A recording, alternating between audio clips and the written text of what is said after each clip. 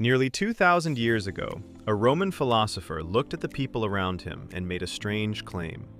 He said most of them were already dead. Not physically, something else. His name was Seneca, advisor to an emperor, playwright, and one of the great Stoic thinkers of Rome. He opened his most famous essay with an observation that still holds true today. Nearly everyone complains that life is too short, that there is never enough time, that death always seems to arrive just as we are finally getting ready to live. But Seneca did not agree with this complaint. He believed the complaint itself was the real problem.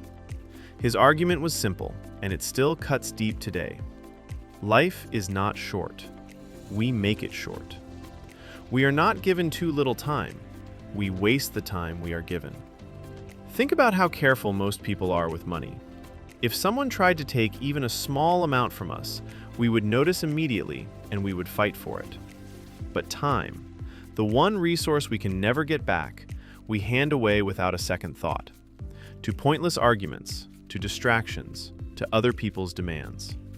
Seneca's point was not that we die too soon. It is that we spend most of our years only partly alive. This is where Seneca makes his most striking claim. Most people do not truly live, they merely exist. They pass through decades on autopilot, endlessly busy, endlessly distracted. Then one day, old age arrives, and they realize they never actually lived at all. They only survived. He describes three kinds of people trapped this way.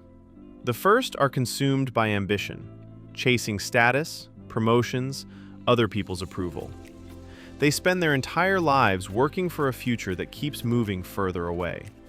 The second are consumed by leisure without purpose, busy with nothing, filling their days with distraction because stillness makes them uncomfortable.